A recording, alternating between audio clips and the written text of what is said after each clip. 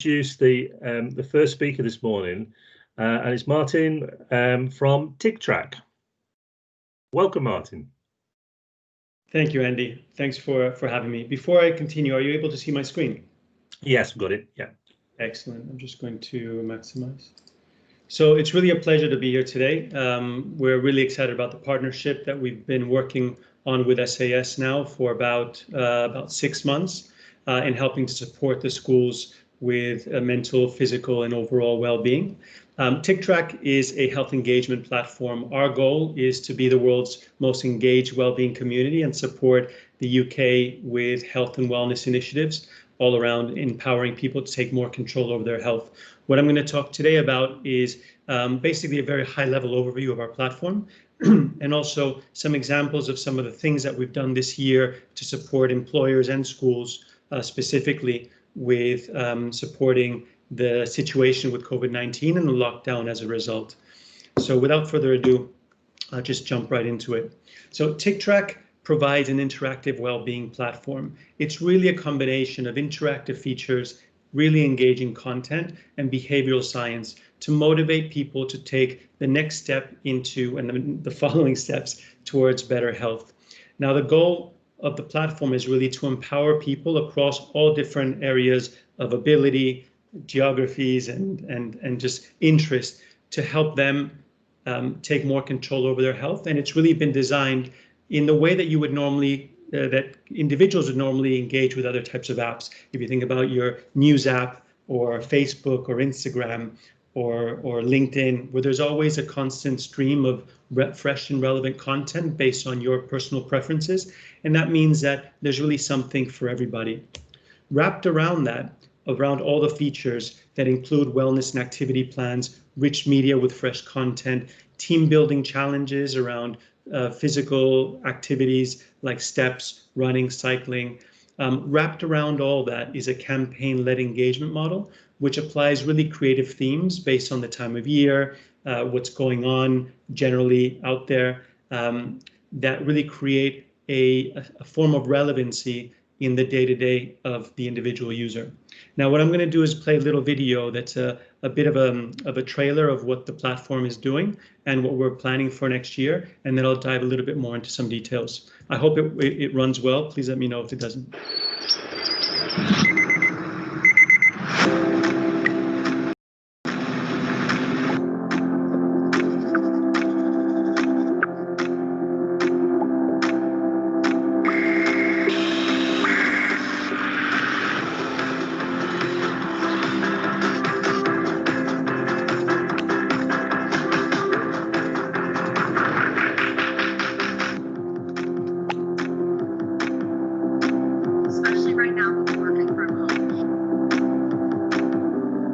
Enable you to achieve what it is you're trying to achieve.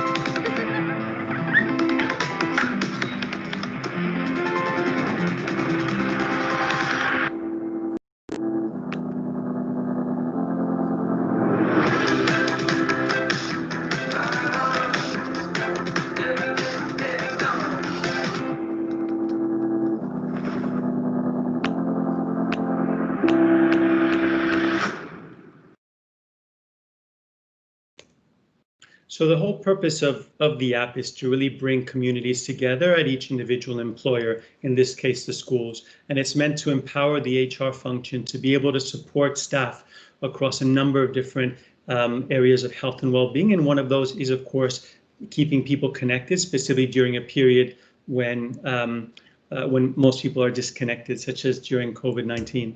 And we all know the benefits of happier and healthier workforce, better employee morale and engagement, generally healthier, more inclusive culture, lower sick absence, an enhanced employer brand, reduction in work-related, and greater staff retention. And that's really what we're trying to do here, really to empower the employer to enable the employees to feel more connected and have more support. And during this period, of course, it's been more important than ever. Now, the platform is meant to be inclusive of all types of users. So there's personalized and interactive action plans that engage individuals in helping to establish the right kinds of daily healthy habits. Fun and physical challenges that bring communities together. So you can think about team-based challenges, individual challenges around steps, running or cycling, and they are configurable at the employee level. So at the school level, if you have your own running club or maybe a cycling team or what have you, you can create challenges that are specific to you, and that creates a greater degree of obviously relevance to the organization. And then there's a lot of content and inspiring stories that I'll talk a little bit more about earlier, a little bit in a moment. Now, the other piece that I wanted to share is, I just mentioned the platform really is meant to be used as a tool that can be integrated within your organization based on the culture of your staff. The platform comes with a broad array of relevant content, and that has foundational content around health and well-being, and that's what I would consider the kind of reference content in a library. There's also topical, seasonal, and editorial content, and that can be content around the Christmas period, around New Year's, around New Year's resolutions, and that is, as I mentioned, topical of the moment, and it creates greater relevancy of that content. And lastly, there's the big feature content that I'll actually talk about in a moment. We create campaigns every quarter that are our big features. At the moment, we're currently in our Thrive campaign, which was basically a follow-up to the COVID-19 campaign earlier this year, which is all around, we've gone through this coping period of COVID-19. Now we're in a period of how do we empower individuals with greater resilience actually to thrive even in the face of adversity. And that's part of the inspiring content that we've got going on. Next quarter, it's all going to be about taking control of, which was the title of the film that we saw a moment ago. The other benefit of the platform is that it's got a broad range of additional content around workplace well-being, mindfulness meditation, recipes and nutrition. Basically, there's a really great value in the platform that would otherwise cost a considerable amount in individual subscriptions to things like Headspace or Calm. And we've tried to bring all this content in one place to make sure that it's easy and it's relevant to very different types of users. The other aspect that we're very proud of the platform is that we work with a broad number of our experts in residence. These are clinical psychologists, professional boxers, polar explorers, mindfulness meditation experts, to bring really very diverse kinds of content, because we know everybody relates to kinds of content and different individuals in their own way, and we wanted to make sure that the content is really relatable to very different types of interests. And this is something that we're particularly proud of because we have some great individuals within the platform. Something that I did want to mention was our COVID-19 campaign. So as we all know, earlier this year, on March 24th, actually, the UK announced lockdown. It created a scenario of a lot of uncertainty and anxiety across the many employers that we work with. It was around the time, actually, that we started working with SAS. What we did was, because of our campaign model, it enables organizations such as all of yours to be immediately responsive to changes, trends, or shifts in society that would otherwise be difficult to quickly adapt to. An example is our COVID-19 campaign. So I mentioned on March 24th, the UK announced lockdown. On April 1st, 7 days later, we announced the COVID-19 campaign, which was effectively a whole series of content around at-home fitness, mental well-being, and activities. So as an example, every morning at 11 a.m., you would get a notification with a 5 to 10 minute mindfulness meditation all around managing uncertainties, taking control of a situation, and managing potential isolation. And it was a really nice way to engage people in that daily habit or a daily routine in mindfulness. Every day at 3 p.m., we had our daily dose of movement, which was a 5 to 10 minute low resistance exercise that people could do at home.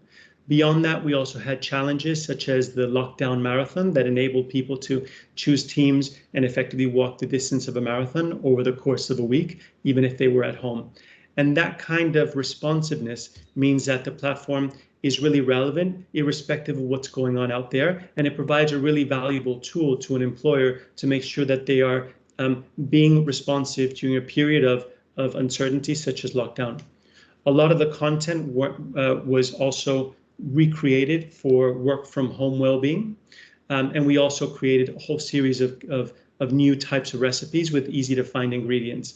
And this is one of the benefits of a platform like this, because we're looking out for continuous new content that is of the time.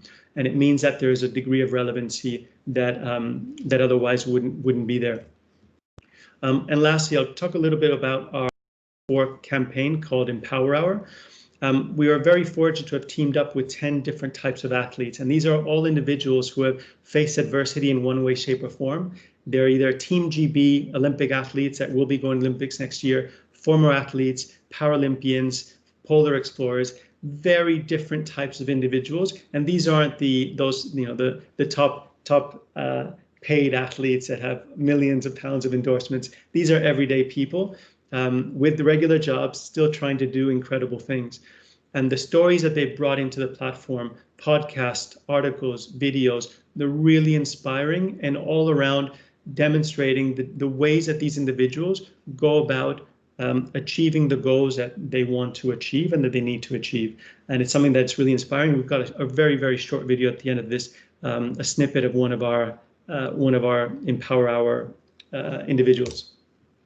And again, these are everyday people creating amazing stories.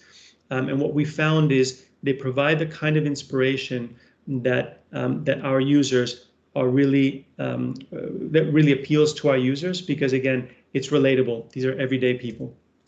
For Q1, we're also launching our 90-day plan, which is again all about trying to stay active, eating well, and planning for the future. We've worked with our partners at the Strength House, and it's effectively, if you're familiar with Joe Wicks and the Body Coach and his 90-day plan, something considerable amount of subscription revenue, subscription money. In the case of Tictrac, it's already included, and we've created one for physical well-being, mental well-being, and nutrition. And it's all part of the platform and launching on 1/1/2021. Lastly, one of the values of a platform like this is also provides aggregated analytics of user engagement, general behaviors, and aggregated insights. And of course, all the data is purely statistical, but it enables organizations to better understand the needs of their staff. If there's a huge proportion of individuals consuming some of the mental well-being content, it enables insight that can also go further into better understanding the needs of an organization and how to plan well-being programs accordingly. And all this is provided with the platform. And then lastly, the platform is very easy to roll out. It's ready to go. It works really well to connect colleagues together, foster community in a way that is outside of the office and isn't necessarily office type work. And lastly, it really builds engagement and actionable insights that can provide insight into how to better inform the organization, how to better plan for well-being programs. With that said, I thought I would play just a brief snippet of Penhado, the polar explorer who's on our platform, and some of the content that's on our Empower Hour series.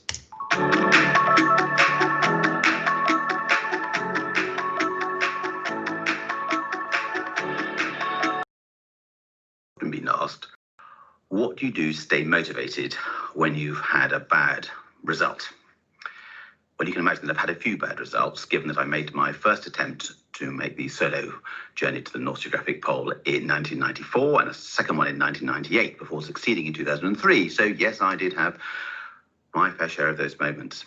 But what I've come to realize, and what I would urge you to realize, is that those moments are not absolute failures. They're not even temporary setbacks. They are the essential moments that will enable you to achieve what it is you're trying to achieve. If you can break down into its component parts what went wrong into small enough parts that when you reassemble it, it shows a pathway to avoiding what went wrong last time, that is the process that will enable you to achieve what it is that you want to achieve and gives you hope that you will succeed sooner than later. Good luck. Thank you very much. Thank you, Martin. And if anybody wants to get in touch with Martin, how did they make contact with you, Martin? they can email me directly at Martin, M-A-R-T-I-N, at tictrac.com, T-I-C-T-R-A-C. Fantastic. And I've got a question that having watched through, that I just wanted to raise with you as well. I mean, one of the philosophies we have at SAS is that it's a joint responsibility for well-being. I know you talked about HR teams, but there is a personal level of responsibility for well-being as well. Does the platform meet the needs of HR providers within an organisation and personal well-being, personal responsibility as well? You're referring to individual staff members? Yeah. Yes, absolutely. So we talk about two different user types. The platform supports first HR with providing them the tool that they can roll out to their staff. But of course, at the individual user level, users will download the app and use it for themselves to help support their day-to-day well-being needs. And it's deliberately meant. It isn't meant. The platform hasn't been designed for professional athletes or marathon runners. They necessarily don't need us to engage them. It's been designed for the everyday people, you, me, well, including myself. I'm making wide assumptions about you, but people who know they kind of want and need to make meaningful change in order to enable them to live a healthier, longer life. And that's the purpose of the empowerment of the platform. Fantastic. So if you're interested, then get hold of Martin. Do you want to give us that email address again, and then people can jot it down? Sure. It's Martin, M-A-R-T-I-N, at Tictrac, T-I-C-T-R-A-C.com. Fantastic. That's wonderful. And if anybody has any questions that they would like to pose to any of the speakers this morning, do drop them into the chat down the side. And I'll make sure I field those questions and put them on your behalf, because I think what we've found is that people like to listen into this, but don't necessarily want to come live on it, which is fine. And I'll ask you the questions on your behalf. So thank you, Martin, for your presentation this morning, and hopefully we'll catch up before we finish for Christmas. But if I don't, have a wonderful Christmas. Thank you very much. Pleasure to be here. Thanks. Yeah, take care. Bye now. Bye. Okay, we're going to move on to our second speaker this morning, and I know that Vanessa is with us because she's just literally checked into the room about 2 or 3 minutes ago. Hi, Andy. Hi, Vanessa. Do you want to pop your camera on? And Hi there. How are you doing? Yeah, good, thank you. How are you? I'm good, thank you very much. Refreshed from a weekend of getting outside, doing some walking, doing some cycling. Oh, lovely. And just in family in the restrictions of a tier. Yeah, us too in Bradford. So anyway, Vanessa, welcome. Thank you. I'm not going to take any more of your time. Please do crack on. You're going to do a session for us, which is entitled Stress Leaders, Stress Teachers, Stress Support Staff, Cognitive Behaviour Coaching to Reduce and Manage Stress, Evidence-Based Coaching that Works. Looking forward to it. And I'm going to have to try some of that coaching on myself, because this is the first time I've used Microsoft Teams from home to share. So please bear with me. Right, I'm going to click share. It should be no problem at all. Right then, fingers crossed that when I press the button, the slide moves on. Wonderful. So, as Andy said, I'm a cognitive behaviour coach, and I'm going to talk to you today about how cognitive behaviour coaching can be used as a tool to reduce and manage stress. Yay, it worked.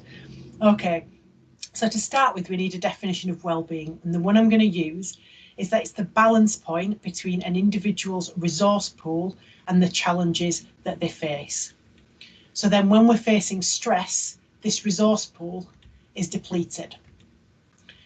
And the definition of stress I'm going to use is that stress occurs when perceived pressure exceeds your perceived ability to cope. Now, that word perceived might cause an issue for some people. So let's think about you walking along the corridor and someone comes up to you with a new task for you. And let's compare two responses. The first response might be, and this could all be internal, there's no way I can do another job. I've got all these things to do. I've got a lesson to plan. I just can't do it. Well, I'm going to have to do it, aren't I? That means I can't go to the gym tonight. Compare that with, right, I've got another task to do. I've already got a packed day. I'm not going to be able to do everything. What is it that I'm not going to do? Right, I'm going to have to go and speak to person A and B and tell them they're not going to receive their tasks, because it's really important to me that I go to the gym after work so that I look after myself. So nothing's changed in that interaction. The task is still the task, but what's changed is the response of the person. So what we're going to do for using cognitive behaviour coaching is work on those resources.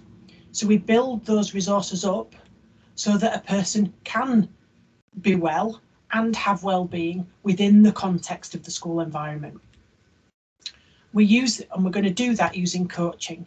Now, people have got very different definitions of coaching and very different experiences, some ranging from very, very good, others to a very poor experience. And some people experienced coaching isn't coaching, but the word coaching is put in front of it, so they think it's coaching. I'm talking about pure coaching. So it's a solution-focused conversation. It's not a chat. The process is facilitated by the coach with no vested interest in the outcome. So there's two bits that are important there. So as the coach, I facilitate the process. So you're not given things to do. This is not mentoring. You're not told what to do. This is coaching. And the second bit is that I've got no vested interest in the outcome. And that's important because it might be the only person that the school employee speaks to who doesn't have a vested interest in the outcome, and that's really important. So it's not, for me as the coach, what's important is your actions, not because the impact on what I'm doing. The content is entirely led by the coachee. Now, cognitive behaviour coaching is traditional coaching and a little bit more. It's entirely evidence-based, so it's not something I've made up. And it's a dual system approach focusing on the practical and the psychological. So why would that be necessary? Because there are things that can get in the way of us creating change that are not catered for in the traditional model. So if you could think of anything that any change you've tried to create throughout your life, maybe a New Year's resolution that has or hasn't succeeded, and then think about underneath those behaviours that you're trying to change, there will be thoughts and beliefs that are either helping or preventing that change taking place. Cognitive behaviour coaching is based on cognitive behaviour theory, so I'm going to talk to you briefly about that. So it states that our thoughts, behaviour and feelings are all linked. So how we feel affects how we think and what we do, and people often have an intuitive understanding of that.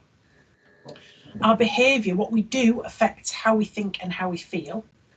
And the one that people have a least intuitive understanding of is often that what we think affects how we act and how we feel, to the point that some people at the beginning don't actually believe that. So I'm going to take this example a little bit further.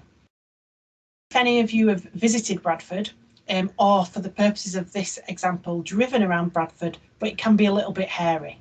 So I'm going to use that as the example. I'm going to use the very titled ABCDE model. You'll see why in a second. So the activating event A is that I stop my car, I let someone out and they don't say thank you, which in Bradford is really standard.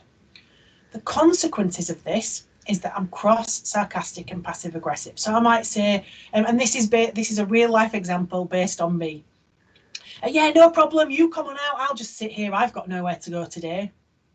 So what am I telling myself? Well, my beliefs and thoughts be, all right, I can't stand it when people are so rude, and it's dreadful living in a place where people don't have manners. So the traditional approach to this would be that the activating event causes me to be cross, sarcastic and passive aggressive, A to C. The cognitive behaviour approach is that it's the things I'm telling myself that cause me to be cross, sarcastic and passive aggressive. So from a coaching perspective, we would then start to dispute this D. Is this helping me? No, it's definitely not. It makes me even crosser, and it has no impact whatsoever on the other person. Is it true? What's the evidence? Can't I stand it? Well, yeah, I am standing it. I'm not combusting. I'm sat in my car. But telling myself I can't stand it lowers my tolerance. Is it really dreadful living in Bradford? No, it's frustrating driving in Bradford, nothing more. I love to live in Bradford. I'm catastrophising and blowing it out of proportion. So then let's look at an effective new approach. So what I'm going to do is practice a new thought. I can stand it. I'd prefer it if people were polite, but I'm not the manners police, so decatastrophise it. And I'm going to try a new behaviour. I'm going to take a deep breath. I'm going to drive on, and I'm going to make no comment to the other driver. This is what I put into practice while driving in Bradford. So what's that got to do with being stressed at school? Cognitive behaviour coaching helps us to achieve our goals by using models and techniques that allow us to look at things differently, challenge our thinking, think differently, and behave differently. Skeptical, you're definitely not the only one. So this is what an assistant head said. I was a little skeptical that coaching was not going to be for me. I was too busy and it was not going to tell me anything I didn't know. Actually, I found I was too busy not to. I found the sessions enabled me to consider how I might adapt my thinking to make my work and life easier. So if the goal is to feel less stressed at school, how are we going to go about meeting that? We're going to work on those resources. Resources like what?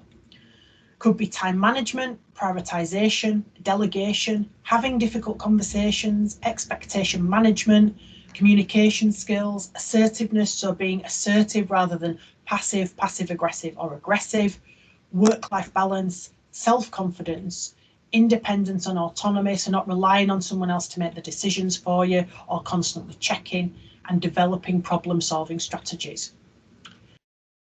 The example I'm going to give you from a school perspective is prioritisation.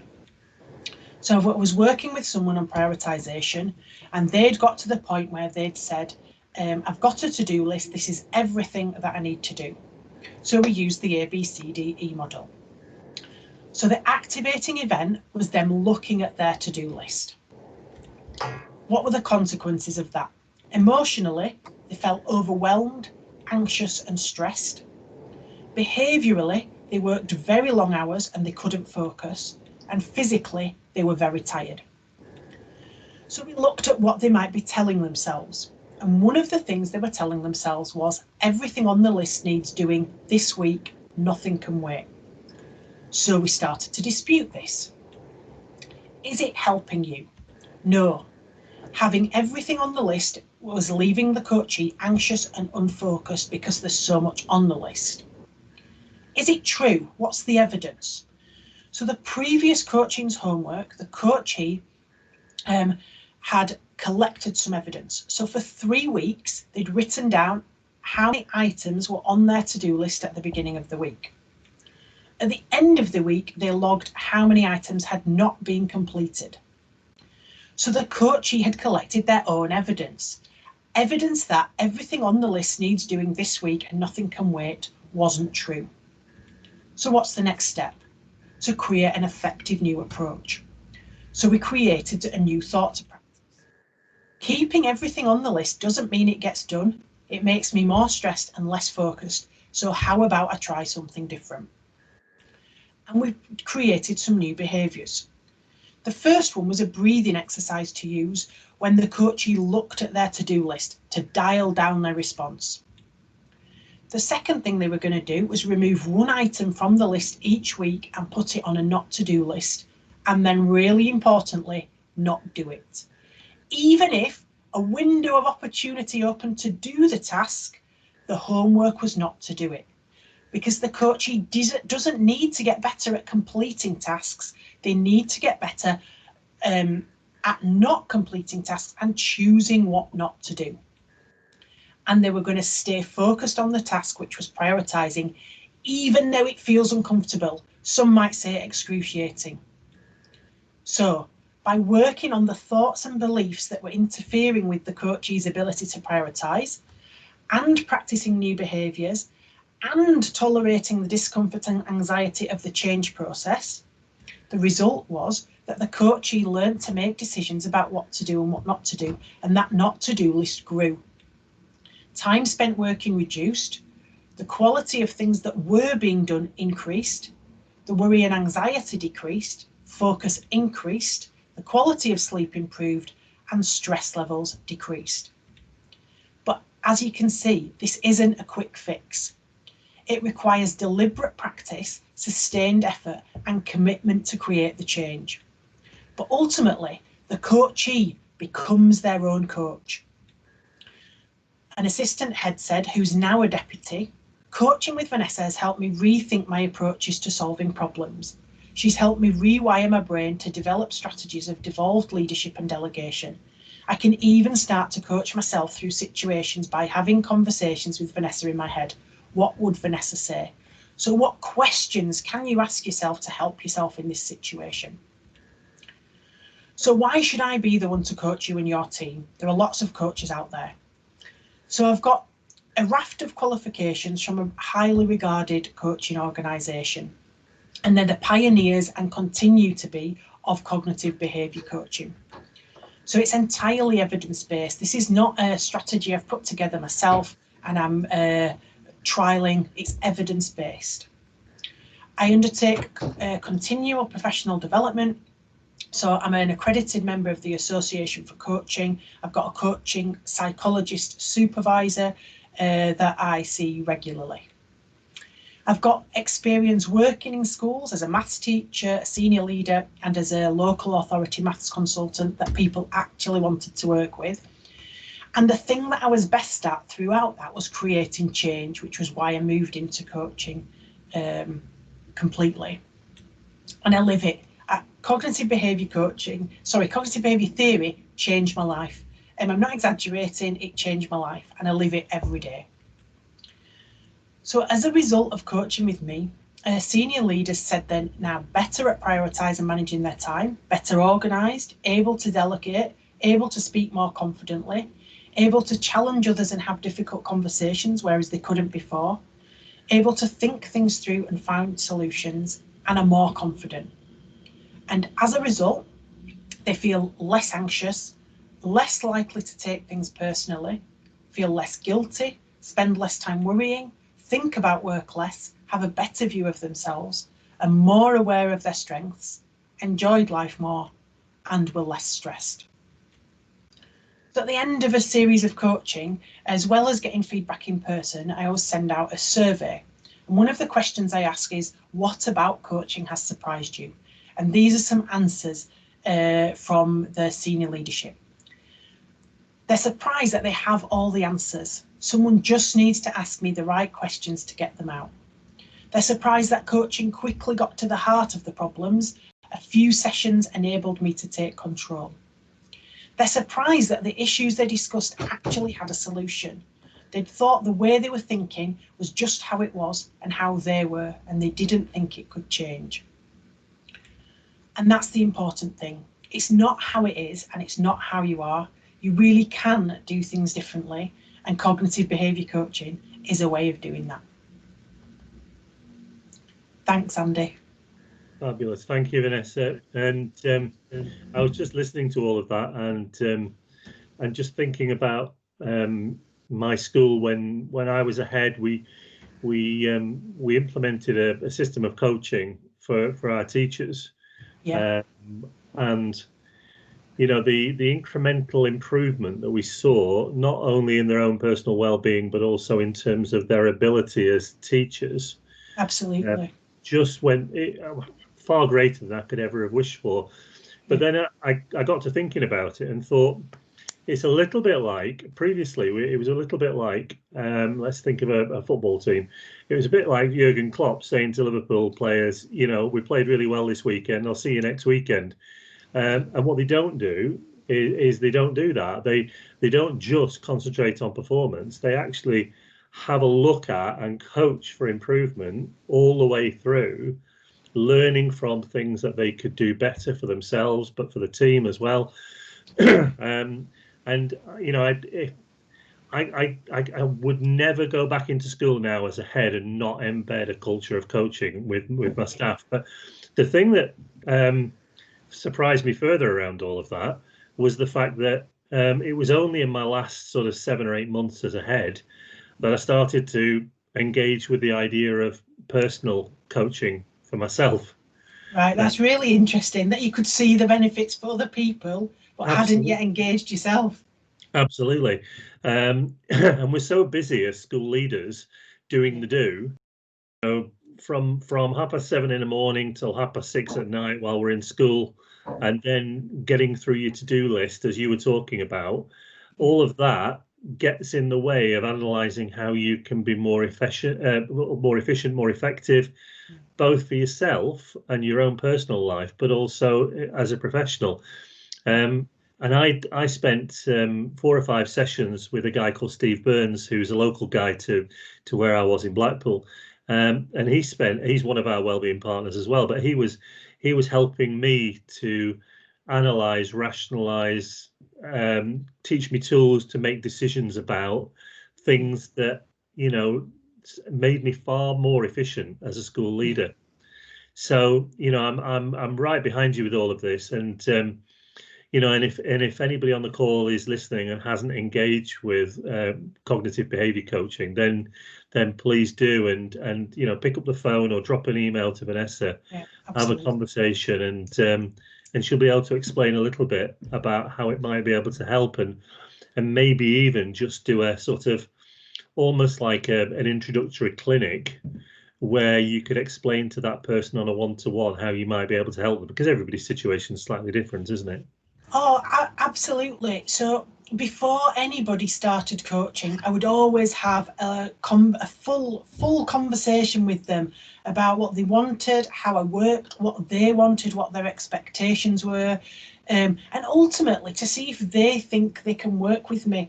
The research shows that one of the most important things is the relationship with the coachee, and I'm not going to be for everybody. So it's really important that before someone commits to some sessions, that they have a conversation with me. Is Vanessa someone I'm going to be able to talk to, or is she not? And it's okay if you think, no, actually, I like coaching, I don't think you're the one for me, because it's far more important that you engage with coaching with the right person.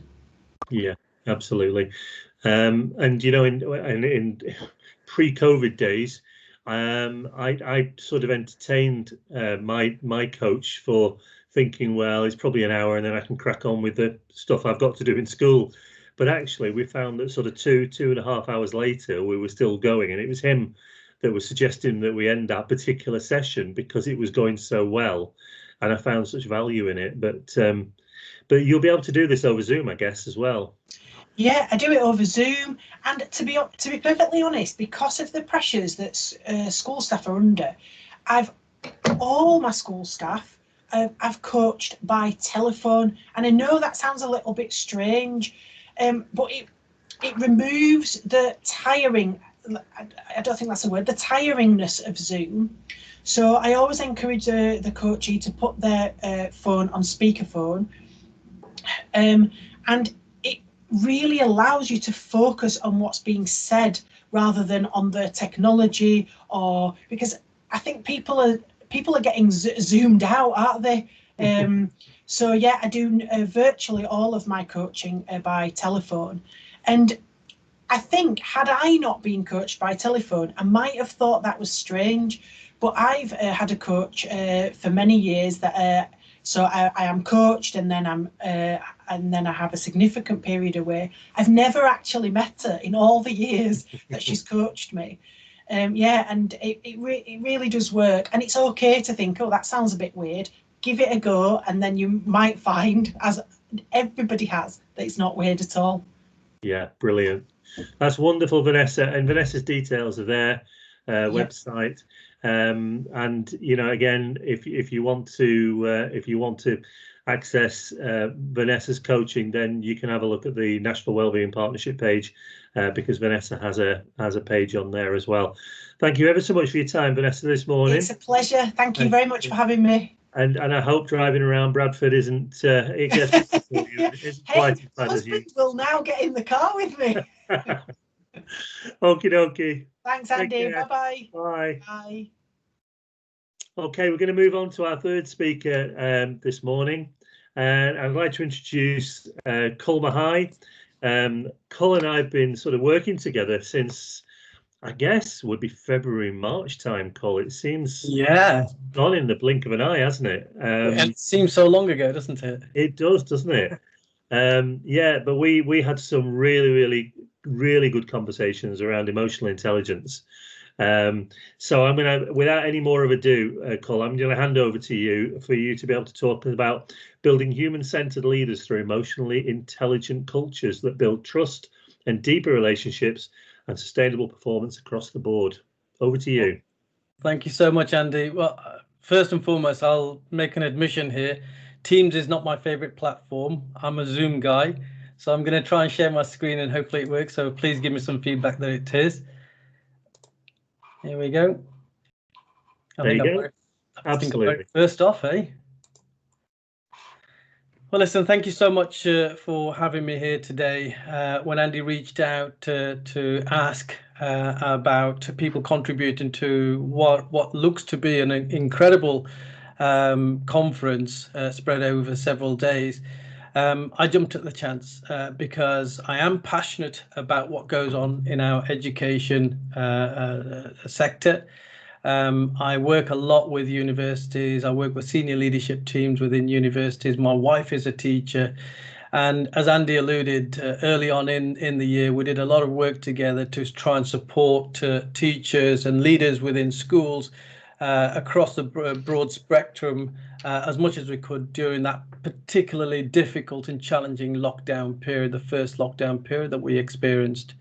And I think we ended up speaking to over 300 or 400 schools, trying to give them some tips and techniques on how to become much more emotionally centered, to look after themselves, but also to work in this whole new environment in which we've been introduced to in 2020. That's who I am. My name is Mahay. Just to give you a bit of background as to who I am and what I do and what I have done. I spent 32 years in Derbyshire Constabulary. I started at the tender age of 16. It was my passion to be a police officer from the age of 10. That was my singular passion, so I had no plan B. And thankfully, I got in at the age of 16 as a full-time police cadet.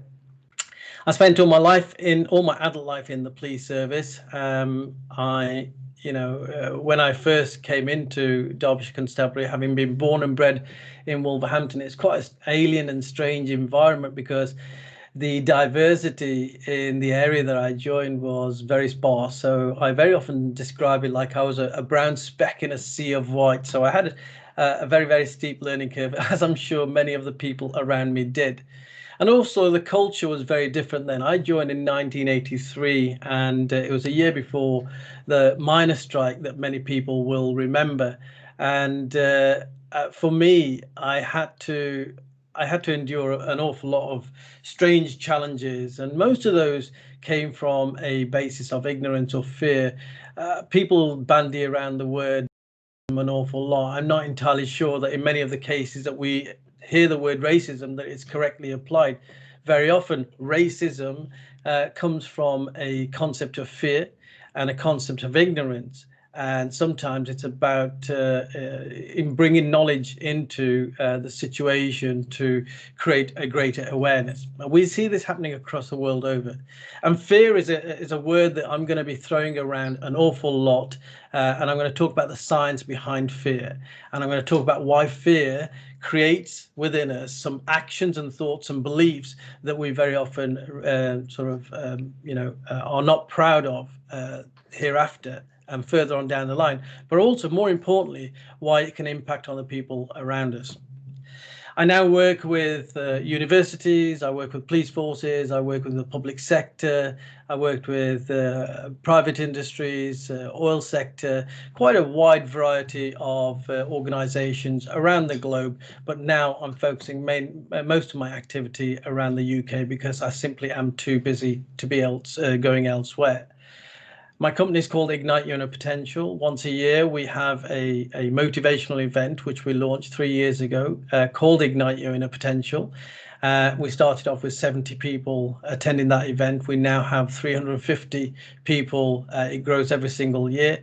And next year, we're hoping for 400, 500 people attending our event. It's a high energy, motivational event. And my premise behind that, apart from the fact that I like jumping around on a stage, is that why were we so reliant on people coming from other countries to come and inspire us in the United Kingdom when there was enough going on in the United Kingdom? And I want to create a ripple effect of positivity around our little island. And let's be honest, we need it right now, don't we?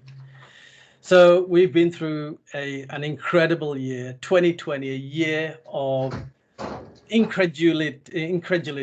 It's a year of challenge, but for me, it's a year of transformation, because it's caused us to wake up and think. It's caused us to reflect. It's had deep personal impact on all of our lives. Many of us have been worrying about our health, the health of our loved ones, the health of our neighbours. We've been looking after our own personal safety. On top of that, it's disrupted our routine completely. Many of us have been used to getting up at a certain time of the day and getting our clothes on and going to school, teaching the children at school, following the curriculum, with all the nuances of your individual schools, because every single school will have an individual culture. Meeting all your friends and your colleagues at school, taking pride in the work that you do with the children, coming home and maybe sitting down again, like my wife very often does, with your laptop, while your husband or your wife or your partner is like going, oh my goodness, will you stop, please? Many of us will have been used to that, but all of a sudden, this routine that we'd got, many of us will have had for several years, was completely disrupted. So it's not surprising that many of us would have felt lost. Many of us would have felt that we don't know what to do. What time do we get up? How do we dress during the day? What do we focus on a day-to-day activity? How do we teach our children? How do we cope with online training? We're not meeting people outside of our homes in that particularly long lockdown at the very start. We're not meeting our peers and our colleagues at school. And as the speaker before me said, you know, Zoom is all very well and good. Video conferencing is all very well and good. And everyone was really excited about it to start off with. I've been using it for many, many years now. But many of us who weren't used to video conferencing were very excited about it. But soon that excitement wears off. And I've spoken to many, many people who are extremely senior leaders in various organizations saying to me, I feel lonely. Now, I very often talk about the loneliness of leadership because that's my strength. I was a leader for over 26 years in the police service, and my life is all about leadership. That's all I talk about. And I know that leadership can be a very, very lonely position when you have to make those difficult decisions. And let's be honest, many of us have had to make some really tough decisions that we never thought that we would have to make as school leaders, decisions that weren't even within our psyche. They were alien to the school environment. And that can make you feel very lonely. But to be physically isolated away from all the people that maybe you would treat as confidants, maybe who you would bounce ideas off, that has made it even more challenging. We've thought about the success of our pupils and our schools.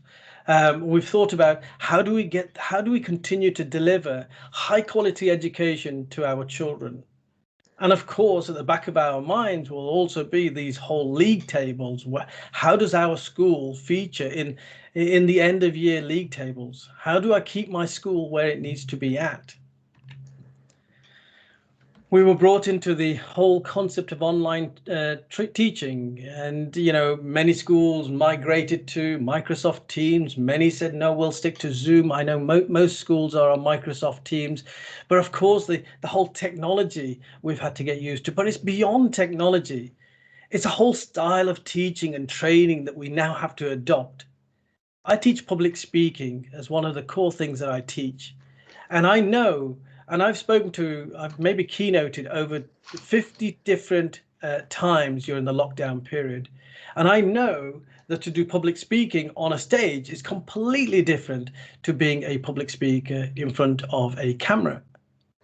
I know that teaching a classroom of delegates is completely different to delivering the training that you do online. So we've had to learn a whole new skill set, and that in itself has been new territory and new challenges for us. Of course, many of the parents of the children that we teach have been required or had been required to do homeschooling. And I know many teachers will say this, that homeschooling is not like being schooled at school. You don't have classrooms that you can move around. Many parents that I've spoken to have said, you know, it's all very well doing the homeschooling, but I'm no expert. I can teach maybe maths and English, but never to the standard that the schools will teach. I have a new appreciation for teachers now, but I can't teach maths. I can't teach geography or history. So, and of course, you know, we haven't got classrooms at home. So the dining room table that my children eat their food off suddenly becomes a school table, a school desk. And that in itself adds pressure on the schools because the parents are leaning in on the teachers who are already, from a personal point of view, undergoing some real challenges as human beings. So they're leaning in for more support from yourselves as teachers. Hi Dave, I've emailed Panji. I need an urgent answer quickly because I need Kate to be working from home. Panji said that Natalie... Hi, somebody's microphone is on. 04. Free at the end of the day, but I've spoken to let this lady finish her phone call. I'm not sure who it is. So can Natalie bring it to me for me to give to Kate? Is that all right? You don't need to do anything with it. I can give it straight to Kate. Andy, I'm not sure if you can message whoever it is that's on the phone and ask them to switch their microphone off. I'd be grateful. Thank you so much. Bye. Of course, ladies and gentlemen, we've then had the whole concept of returning to work. And it was a bit like tentatively taking steps into a nuclear wasteland again. Not sure whether you're going to be at an increased risk of catching COVID-19. Not sure whether the environment will have changed. Aware that your whole style of teaching will have changed for the safety of yourself and for the children. Whole new procedures, whole new policies, whole new way of being. Having to wear a mask in the corridors. In my wife's school, she stays in the same classroom every day and the children move around, and now they're changing it so that the teachers move around so the children stay in the same classroom. All sorts of new things that are being tried and tested in her school. And these are new challenges. And it leads to uncertainty. But fundamentally, the emotion that is created within all of us from this uncertainty, world, a complex and ambiguous world, is this concept of fear. So I want to talk about fear in a short while. But how does it leave you feeling? Many of the people, successful people at that, successful leaders at that, feel that they're stuck in this cycle of despair. Only yesterday, I was on the phone call to one of my clients who runs an extremely successful media development company. And he was saying to me, look, Cole, he says, you know, my business has increased tenfold over the last 6 months, tenfold, because everybody wants a website, everybody wants SEO, everybody wants us to manage their social media platforms. He says, I've had new customers. He says, but I feel so low. I feel low because I'm isolated. I feel low because I don't know what my next step is. And this is not just in business. This is a human thing. And I want to help people to break out of this cycle of despair. Understand what your biggest fears are right now. And I guess if any of you were to look at Maslow's hierarchy of needs, and if you don't know about Abraham Maslow, almost 100 years ago, I think it was, Abraham Maslow came up with his five basic human needs. That fundamentally our greatest need is food and water. After that, it's shelter and security. After that, it's integrating into society and then being recognized within society, and then finally to have self-actualization. That's the point that we get to when everything in our lives is settled. We start internalizing and thinking about ourselves. Now, many of the people who were there, such as this person that I spoke to yesterday, everything was rosy in his garden, great family, great business, great network.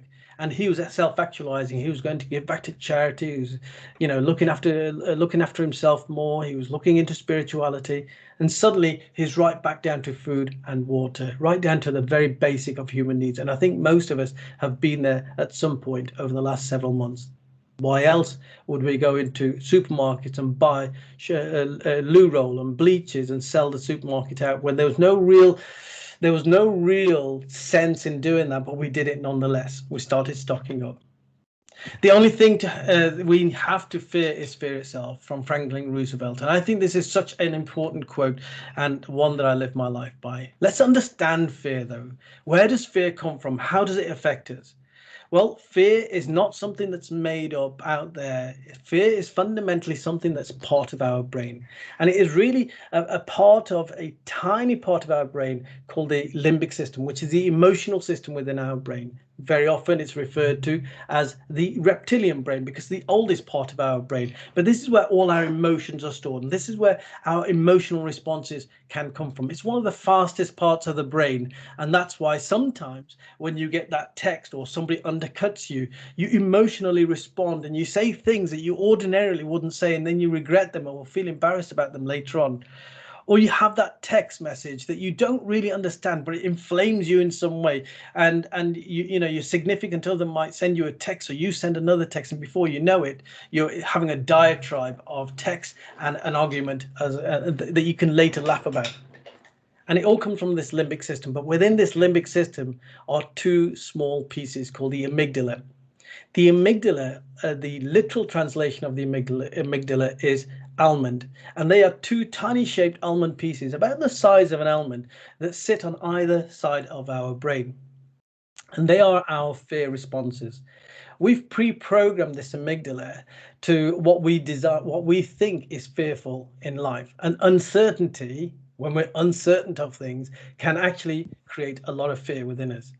Now, back in the day when we were being chased by mammoths and saber-toothed tigers and things like that, and, you know, scary monsters, then of course we needed the amygdala, because the amygdala would give us an instantaneous response as to whether we need to run away from something or fight something or even freeze like a statue so they don't notice us. It contains about 26 million neurons. That's an awful lot of neurons for a tiny little almond-shaped piece in our brains. And what the amygdala does, it sends off signals to other parts of our brains, getting us ready for fight or flight or freeze. And it will tell other parts of our brains whether we need more oxygenation, so we become more breathless, ready for us to run, or it'll send blood flow to certain muscles, either to fight or to flight. It will decrease blood flow to other areas of our body, say the digestive system. We don't need to eat when we're scared. We don't need to eat while we're running.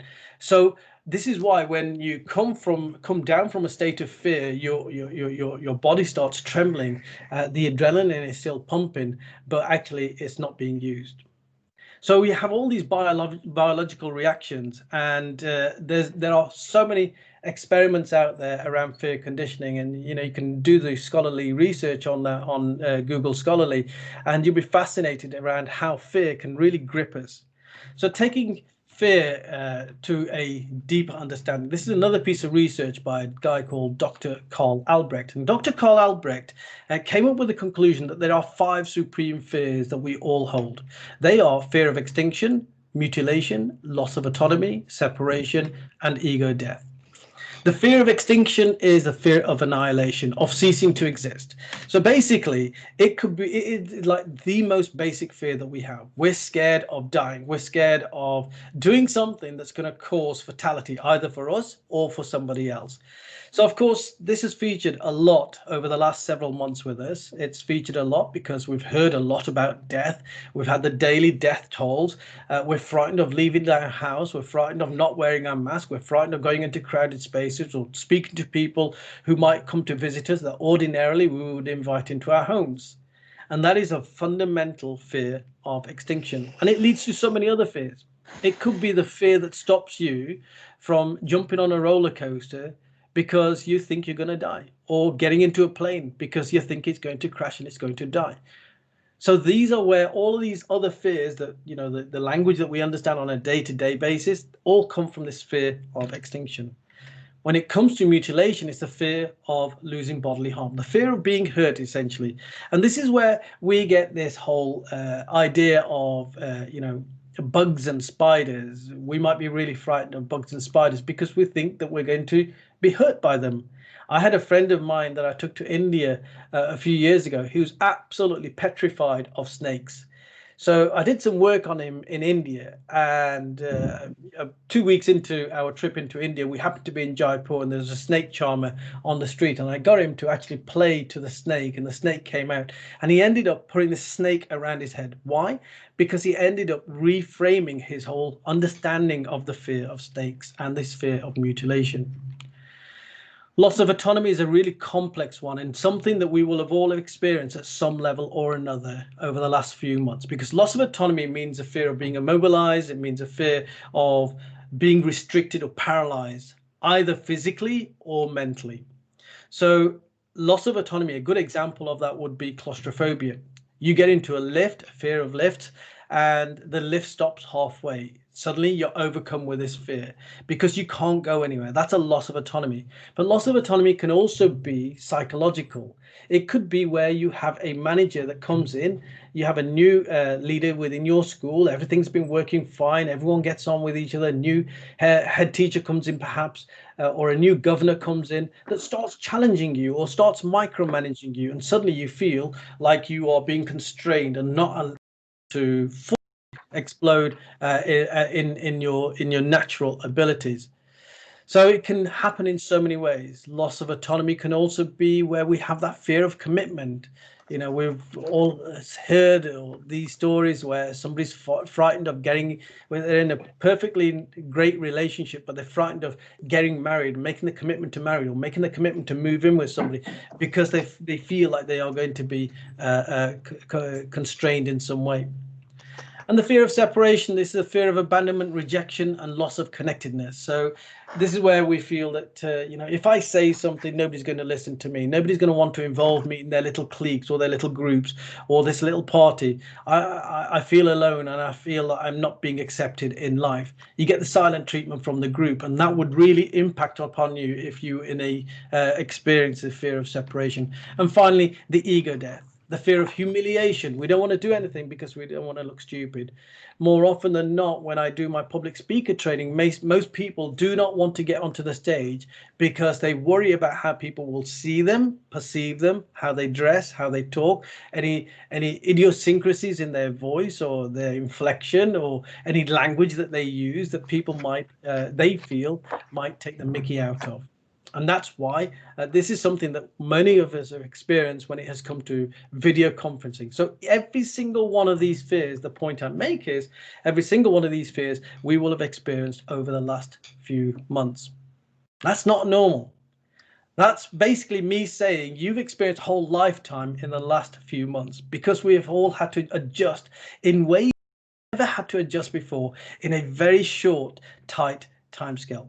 But the great news is it's also an opportunity for us to self-reflect. It's an opportunity for us to really go deep down inside of ourselves and really question who we are, why we do things, and how we can improve going forward. So it's the opportunity for us to rebuild on our strengths as opposed to our weaknesses. And I want to talk to you today about emotional intelligence, which is the number one passion of mine when it comes to leadership. And I've been saying this for so long that emotional intelligence is fundamental to being a great leader, and never has it been more so than it is right now. And there are, across the world over, there are so many stories that we all know, that we've all heard of, but we've never perhaps really thought about in that depth. So I want to break some of these down to get you to understand, to create that awareness of how emotional intelligence has been at play around here. Now, when it comes to anything like, hello? Oh, we're going to have to draw it to a close. Okay. We've probably got about 60 seconds. Could you sum up for us? Yeah, no problems at all. No problems at all. Thank you. So let me just flick to, this is just the research. So I'll give these slides to Andy, and you can have a look at it some other times. So this is the current world of emotional intelligence, and all of these people have stood out, whether they're political leaders, inspirational leaders, business leaders, or community leaders, all have stood out for demonstrating emotional intelligence. We think perhaps that they're just being very nice people, but actually they've demonstrated emotional intelligence in a great depth. I'm just going to cut forward to this slide here and show you what emotional intelligence really is. So emotional intelligence is having four levels of awareness. Self-awareness, which is really about understanding your emotional self-awareness, accurate self-awareness, understanding your personal power, your self-esteem. Self-management, your behavioral self-control. How do you, when you have become aware of yourself and you know something's not right with you, how you respond emotionally, how do you change that behavior? And this can be the hardest part of it all. You'll all know this if you've ever tried to go on a diet or go to the gym, that you're excited to start off with, but to sustain that can be very difficult. So we work on you to help maintain that change, that process of change. Developing empathy is so critical in leadership right now, so critical. It's about creating this human environment within your workplaces where vulnerability is natural, where human kindness is a given, where equity and diversity are just a golden thread throughout your organization. We've heard a lot about diversity over the last several months, but diversity would not exist and need to exist if you had emotional intelligence, or rather the argument around diversity wouldn't need to exist. So empathy is fundamental to all of that. And of course, relationship building solid foundations with your team, really getting to know your team. When I was a senior leader in the police service, I used to take an hour out of the morning, an hour out of the day, just to walk around. And sometimes I was managing 400 or 500 staff, just to walk around, to engage in one-on-one normal conversations with people, so that I really understood them and they had the opportunity of understanding me as a human being, so that when it came to the push and we had to do something, they would do it and understand why I needed to ask that. I'm going to finish with this really. In 2016, the World Economic Forum predicted that emotional intelligence would rank among the highest attributes that employers sought most by 2020. That's what the World Economic Forum said back in 2016. Well, we're in 2020 now, and I think everything that has happened in 2020 not only has made this come true, but has accelerated that. And we are 10 times more likely to want to see empathy, connectedness, relationship building, trustworthiness, vulnerability from our leaders, so that we see them as truly human beings. Thank you so much. Fantastic. Thank you, Cole. I was just conscious I wanted to give you a little bit more time because you did have to stop halfway through. But we will put these slides on Cole's National Wellbeing Partnership page. So if you'd like to look at these in a bit more detail, because there's obviously an awful lot of really good stuff there that we've not been able to get through. There's probably an hour of a webinar there, Cole, at least. And it's really good stuff, but we'll make sure that people can see that. And if you send it to us, then I'll ask Danny if she can put it on the partnership page that you have with us.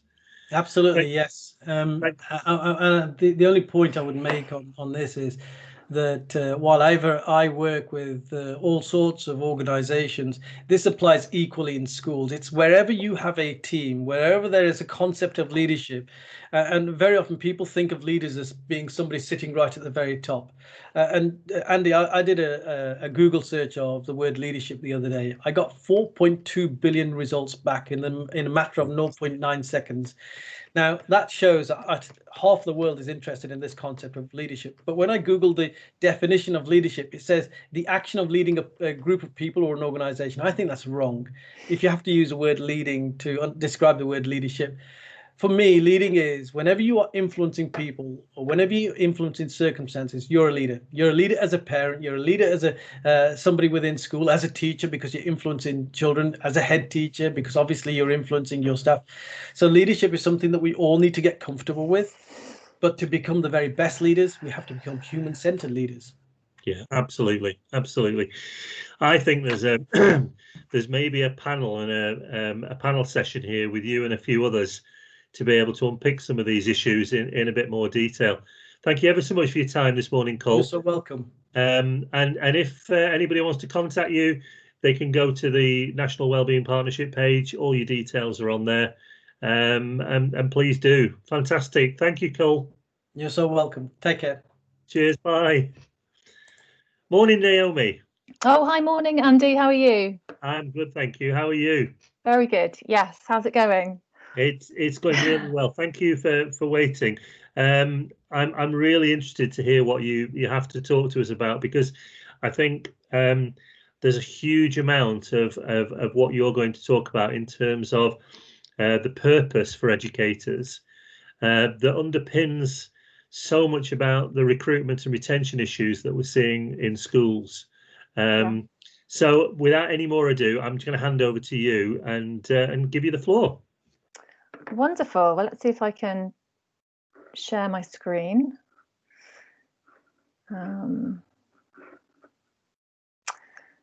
So, not a Teams expert. It's the arrow with the square. Is that how I share my screen? That's it. Yeah, if you click on that, it should automatically do it.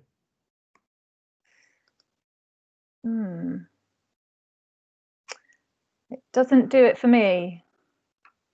Let me see.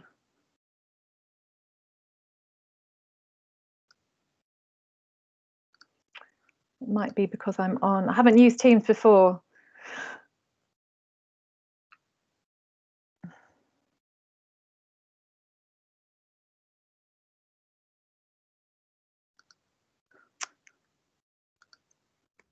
Maybe I will have to talk without it. Well, if you want to email it to me very quickly, I will do my best to put it up, and you can talk to it, and I'll be your slide clicker. Okay. It's actually on an app called Canva, which might, but I guess I could. Yeah, let me try. It's worth a try. Yeah. So if I do this.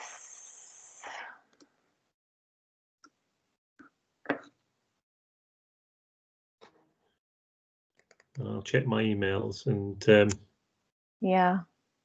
But if you want to get started in terms of your intro, then as soon as I've got it, I'll put it up there. Fabulous. Right, it's just coming to you on email. It's just like being a teacher again. Winging it. Thinking on your feet. Absolutely. Exactly. You never lose that skill, do you? No, absolutely. Apologies to anyone waiting. That's okay. And the other thing we'll do as well is like we've done with Cole, we can actually put it up on your partnership page as well. Yeah, that'd be excellent. Okay, so you're going to get it as a PDF, but that should be fine. You can just sort of scroll through it. Okay, that's quite nice, actually. I don't have to even worry about clicking through anything. That's fine. Okay, well, I will start and I'll let Andy get hold of the presentation, which has got some useful stuff in it. So welcome and thank you for being here. My name's Naomi and I work with my organisation, Purposeful Educators, which is really about connecting educators back to their purpose. And on this presentation, and my main quote at the front is the two most important days in your life are the day you were born and the day you find out why. And I really believe that, and I believe it's very, very important for educators. So by the end of this presentation, what I hope you're going to walk away with are three things. Number one, what purpose is. Number two, how it gets to the heart of teacher well-being. And number three, what it means for you. And those of you who are listening, as we're going through this, right, here's my presentation. Thank you, Andy. So the quote I've got here, those who have a why to live can bear almost any how, you might be familiar with if you've read a book called Man's Search for Meaning by Viktor Frankl, who was actually in a camp during the Second World War, and he recognized that those people who had a kind of why in the camp were more likely to survive than those who didn't. It's an incredible book. So just to recap, what I hope you're going to walk away with from this presentation is, number one, what purpose is and what it means for us as educators. Number two, how it gets to the heart of everything, I believe, when we are talking about teacher well-being. And number three, what it means for you. And what I'm going to invite you to do as you're listening is to reflect on these questions. What is your purpose? Do you know? Can you stick with that one, Andy? Just so I'll let you know when to. Okie dokie. So that one's great. So I want you to think about these questions. Yeah, what is your purpose? Do you know it? Are you living your purpose in your life and in your work? And what is the part that is missing? So maybe take a moment now to just reflect on those questions. So, and I'll just give you a brief, very brief idea of why you should even listen to me on this subject. Well, I left the profession in 2015, and I was an English teacher in South London schools for 14 years. And I was a head of faculty with 2 small kids, and I really started to find that tough and really lose connection with my sense of purpose. And I think that what I needed was for somebody to remind me what my strengths were, what my gifts were, and what my purpose was. And that, I think, would have made a real difference to me. So this slide here, I hope you can see, is the 2 elements of purpose. Number 1, who you are at your best. And number 2, I can't see this. And number 2, the impact that you are called to have in the world. And I want to start with a story. So if we go to the next slide, Andy, I've got a story about an educator who I work with. Let's have a look at this. I hope you can all see that. It looks quite big on my screen, Andy. Can you see that okay on yours? Yep, there's a person. Great, fantastic. So this is Danny. Okay, and I worked with Danny when she was really suffering with feeling quite anxious. She was going through a transition, returning back to work, being a new mum, and there were all kinds of questions and doubts creeping in about who she was as an educator and her choices. And when we get clear on purpose, we start with storytelling. So I asked Danny to tell me a story about a time when she had had an impact on a young person that meant something for her. And I'll briefly share that story. So Danny was a tutor of a Year 9 class, and she told me about a group that she had, a small group. They were tricky. They were a small group, but they made up for the numbers, like in personality, and there were some children with behavioural needs and learning difficulties in that group. And in one tutor session, a child said to her, Miss, I've missed the talent show. Can I sing to the class?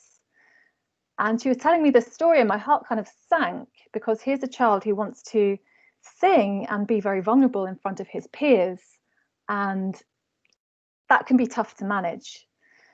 And Danny said, yeah, okay, yeah, you go out and prepare to sing, and I'll just get the class ready.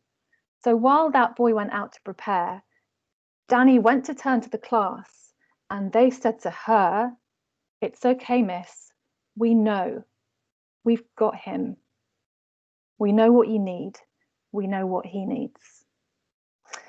And then the boy came in and he sang, and the class celebrated him. They clapped, they cheered, and he felt this, enormous sense of achievement and sense of belonging to that group. And in that moment, as someone who's worked in a school for a long time, I was able to reflect back to her, look what you did. Look at how you have given those young people these values of kind of shared belonging, respect, appreciation, celebration of each other. It's a safe place. And she didn't know that, or maybe she did, but she really needed reminding. And from that story, we could draw out this life purpose for her, which was, I am the champion who emboldens young people to be mindful of themselves and mindful of each other. And I hope that you can see that in that statement, there's the best of her and the extraordinary impact that she can have across the school. And from that point, there was a kind of energy in her that really was unstoppable. She went back to the school and she was working on mindfulness programs across the school, supporting young people before exams to get very grounded and calm. She was doing assemblies, and importantly, she also reconnected to her own mindfulness practice so that she was able to cope with her anxiety. So that for me is why I do this work, because I think teachers are extraordinary, and all teachers have that story of the impact they've had on just one person. And I invite you to do that now. You know, you're here, you're an educator. Think about a moment when you have been in touch with your resources, your best self, and you've been able to connect with a young person in such a powerful way that some kind of transformation occurred. And it's in those stories that we find our purpose. And then you unlock this energy that really is so creative and unstoppable, and will have a whole school impact, and you know, an impact on your overall well-being. Okay, so if I move on to the next slide. So this is something that I've observed in my hundreds of hours of working as a coach with educators, but it's not just me. There was some research done by the UCL and the Institute of Education by Jane Berryman with a sample of, I think, 3,500 alumni, and they were exploring, you know, how many of these young teachers are going to stay in the profession and leave.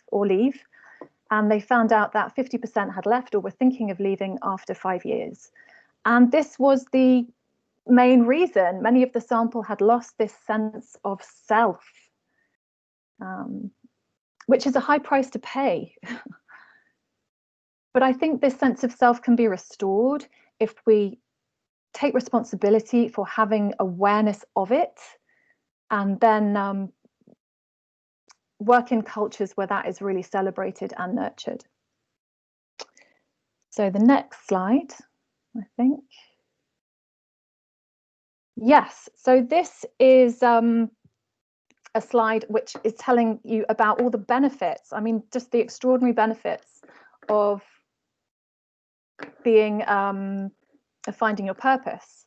So if I start at the top left, clarity of who you are as a leader. You have a vision for who you are as a leader and the impact that you are going to have on that school. I'm going to go anti-clockwise. You have a sense of meaning. There is meaning for you at work.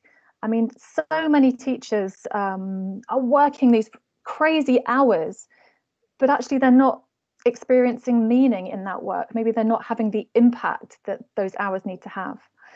The next one, a cornerstone for growth. If you know what your purpose is, you are able to extrapolate and say, well, if I follow this, where am I going to be in 5 years' time? In 3, in 2, in 1, in 6 months.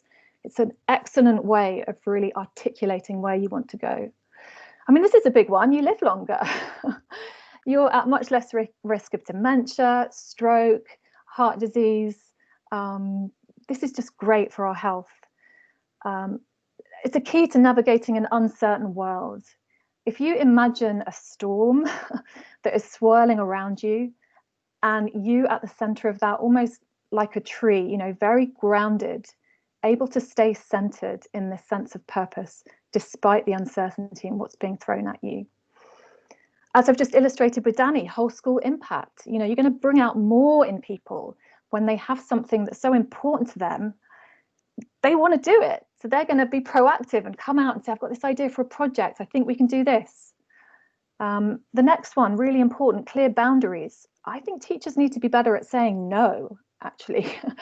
and saying, you know, this is the main thing that I want to focus on. And actually it's time for me to let go of this and for them to be supported.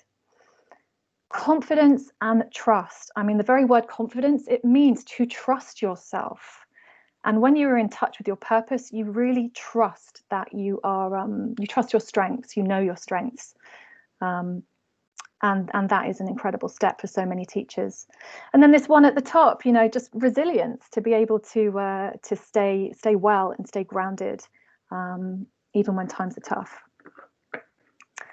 And this is all, so I mean, when I said let's get to the heart of what's purpose gets to the heart of teacher wellbeing, I hope that slide illustrates that. How am I doing for time, Andy? Oh, you're on mute. Sorry, we're running a little bit behind, but that's not your issue. You okay. You probably got another 5 minutes. Perfect. Okay. Oh, I'm going to skip this slide actually, Andy. Okie dokie. So I wonder how you're getting on in this moment. I asked you to connect with what your purpose is, and I wonder whether you're clear on that. And these two parts of purpose, you know, who you are at your best, do you have a really clear understanding of your strengths, your greatness, your zone of genius? Which part is missing, or what have you lost connection with? And there's the second part of the impact that you're called to have in the world. Do you really know? Can you be really precise about where you can help? And it's really that precision that we can help educators with at Purposeful Educators, but that's our expertise, getting really precise. So just to pause there to see how you're doing, to check in with those questions.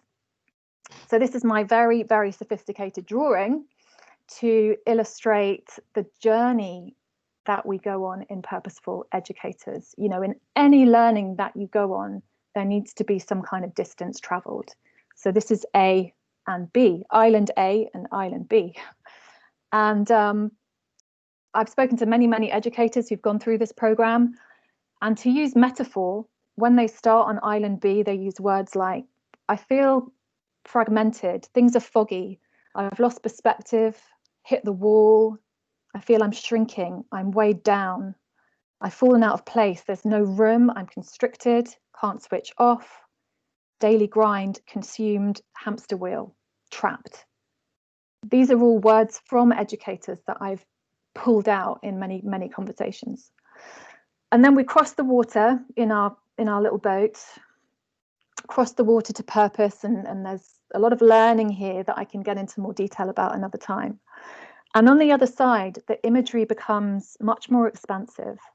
I've now crossed a bridge. I can cultivate my own path. I feel lighter. I can see the horizon. I can see the sky. There's connection. I can take the first step. I'm home. I'm grounded. I have an anchor now. I can shine here. I'll take a stand. There's stillness, opening up. I'm walking towards. And just that language there, I feel that as I say it, I feel kind of an emotion and an energy that's where we need our educators to be. I mean, it's such a generative place. And it's very personal, because each educator going through this journey will do something that is uniquely theirs. And that's really what we're longing for as human beings, isn't it? To be ourselves and create from there. Great. And the next slide is just very briefly our two main programs. So the first one I call Purposeful Leadership. And this is our main program, which is this different kind of professional learning, because instead of taking in information, you know, and expertise from outside in, this learning journey is really looking within and reminding ourselves of who we are.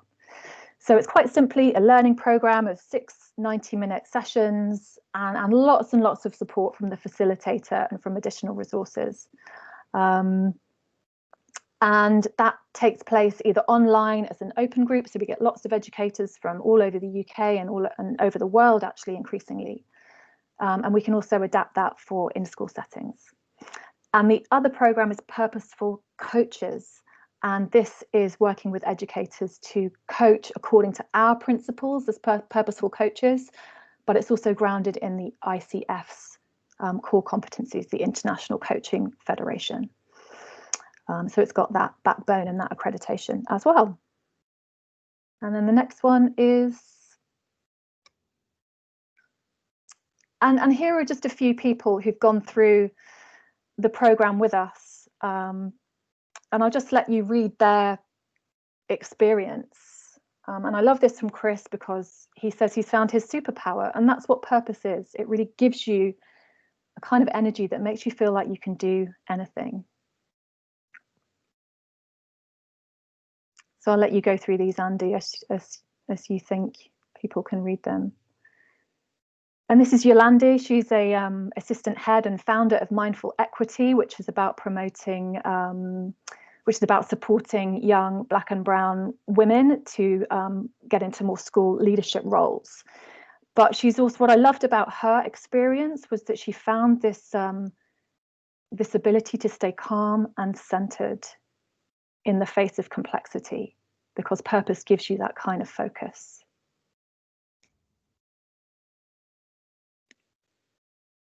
Yeah, and Amy is, you know, she said it's the best professional learning she's had in her career.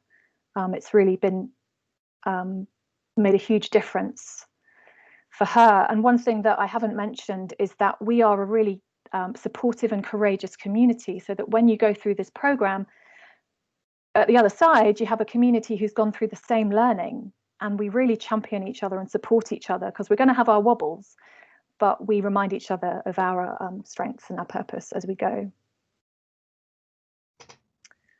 And Sean, who was a head teacher and now director of a sixth form, talks about you know, this knowledge that purpose is where we need to go when we need to really dig deep, and we need to inspire ourselves and inspire others. And Bryony, finally, I love this. When we're on purpose, we have this sense of flow. You know, work doesn't feel like work.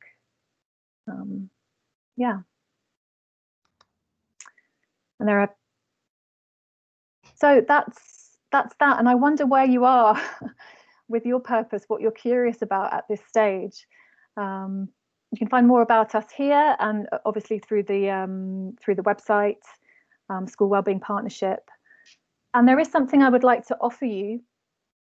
If this has whetted your appetite about your purpose, I would like to offer you an invitation to an open course for heads of school wellbeing, heads of school CPD, to take part in one of these programs on a pay what you can basis. I've got one starting in January and one in March. And the reason I want to do this is that I think if you go through this program, you'll really, really understand it and get an idea of how it might fit and work with your teams and staff. Thank you very much for listening. Fantastic. Thank you, Naomi. And I'm doing a presentation with Southwest special school leaders tomorrow morning, and I'm going to be talking to them about purpose, because I think purpose is absolutely critical. You know, if we are getting out of bed first thing in the morning, particularly when it's dark this time of year, and we're going into work and we have very little autonomy or a sense of purpose around what we're doing, we're literally following a pre-described way of delivering an education rather than creatively building an education for our children, then it is going to be very difficult to identify with that profession. Which is why a lot of people are looking to leave and to get out. But yeah, I would commend Naomi's work to you, and if you are interested in following this up based on what Naomi's talked about, then please do get in touch with her via the National Wellbeing Partnership webpage. All right, thanks for everything that you do, Andy. Have a great day. Fantastic, and you. Thanks, Naomi. Bye. Bye.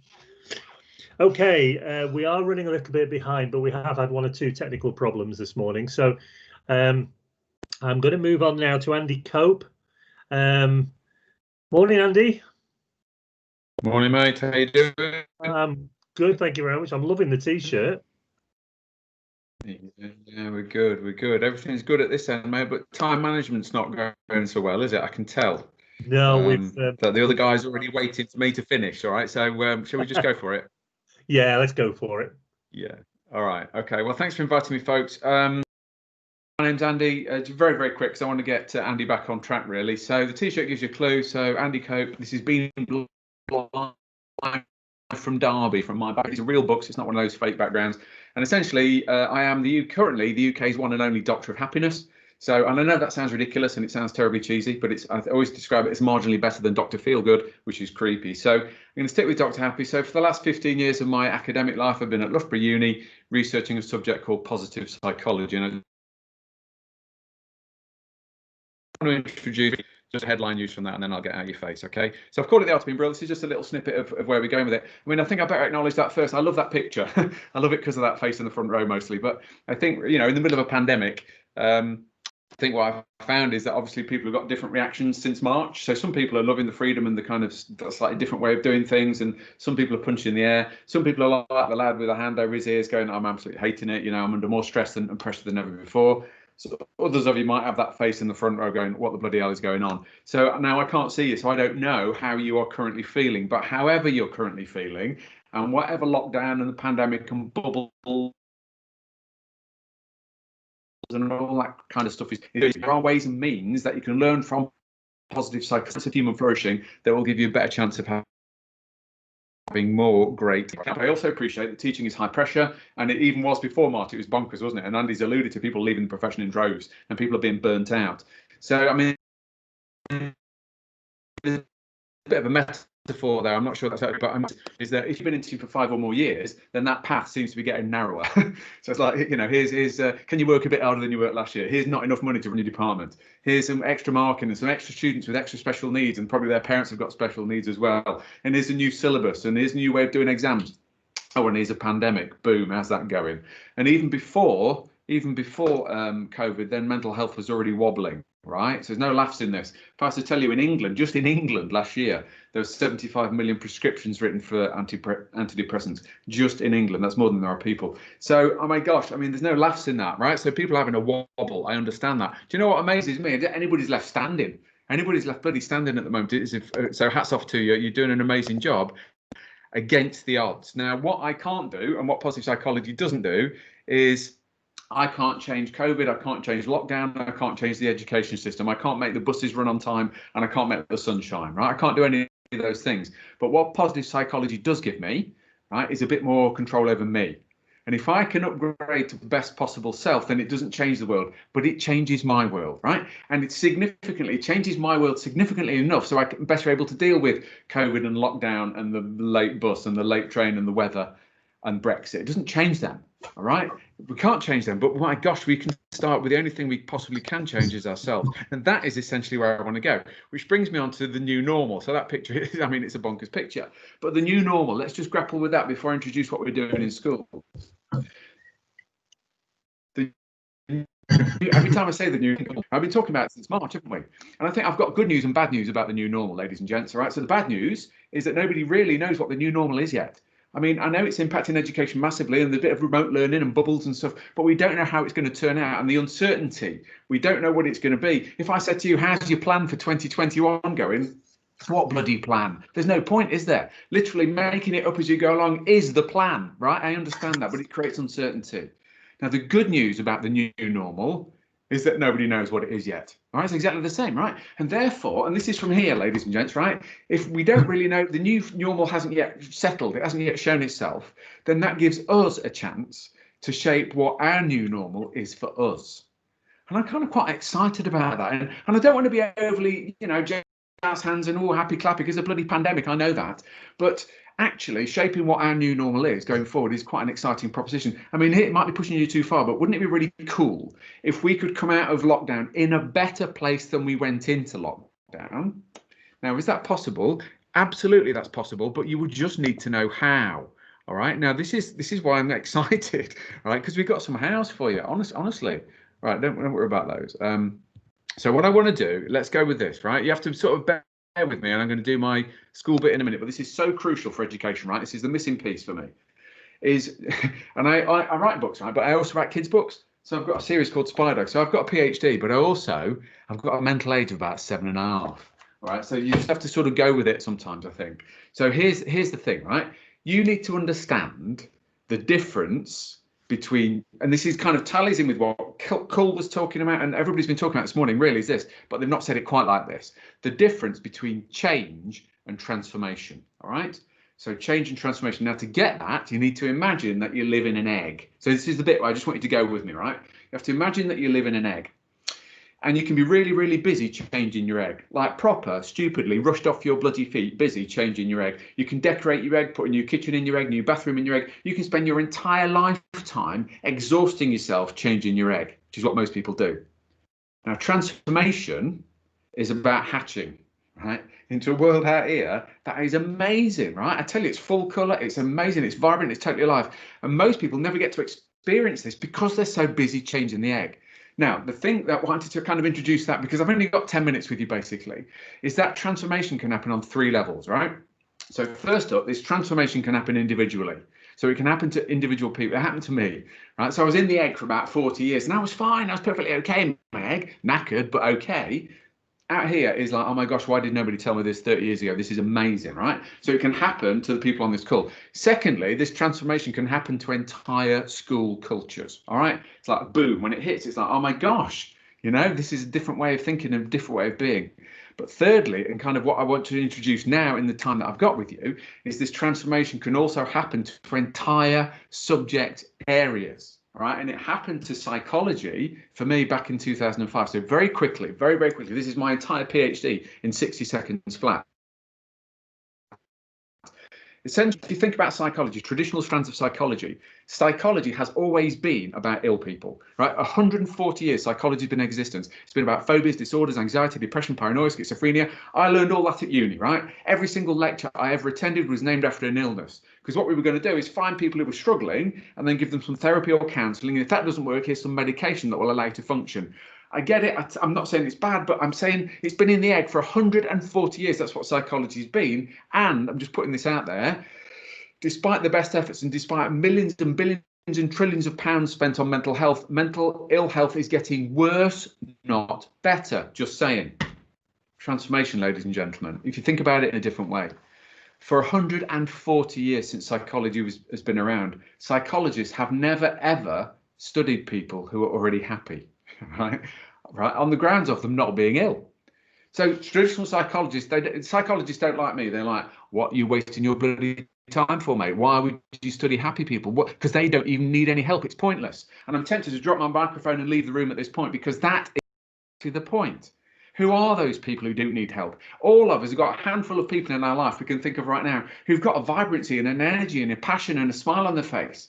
And they've got resilience and they've got creativity, and they're great to have in staff rooms and classrooms. They're great to have as parents and grandparents. Who the heck are they? We don't know. So in 2005, I set out at Loughborough to find them, right? That handful of people. What are they? Who are they, first of all? Secondly, what are they doing that allows them to flourish? And thirdly, most importantly, what can we then learn from them that we could put into practice in our own lives so that we could bloody flourish? Ladies and gentlemen, right, it is beyond obvious. Excuse my sort of language here, but it is like, it's passion. It's born of passion. Right, so here's the thing, okay? And it's a bit off piece now. If I said to you, who are you? What are you? Because I'm trying to do something different to the other speakers, right? So who are you? What are you? I'll tell you exactly what you are. You are energy. You are pure energy. You are 37 trillion cells that's been stuck together to create you, right? So you're probably thinking that's COVID, right? They're white blood cells. And you know from general knowledge that your cells die and they regenerate, don't you? Yeah, so white blood cells, I think they live for about 6 weeks and then they die and they get replaced by white blood cells. They're skin cells, they live a couple of weeks. So you know that your skin flakes off after a couple of weeks and it regenerates. And they're liver cells, so they live about 3 or 4 months. And those ones, they're so beautiful, right? They're colon cells, they do the dirtiest job in your body. They live the longest, they live for about 5 months. So my point is this, right? My point is this, all of those cells, every single of the 37 trillion cells die and regenerate, and that entire process takes around 5. All right, so in 5 months from now, I promise you, you are going to be an entirely different 37 trillion cells. It's an entirely different physical you. I'm like, what? So therefore, isn't that like a really interesting question? Is, well, what kind of me do I want to regenerate as? Who do I want to be? What kind of person do I want to be? All right, which brings me on to this person. All right. So why wouldn't we regenerate as best possible self? All right. Why wouldn't we come out of lockdown as a better? Now, here we go. And I don't want to ruffle anybody's feathers too. Well, actually, I bloody do. To be fair, I do. All right. I mean, I don't know. I think that makes me laugh. I think that's proper funny. But it's not funny, is it? Because mental health provision isn't working.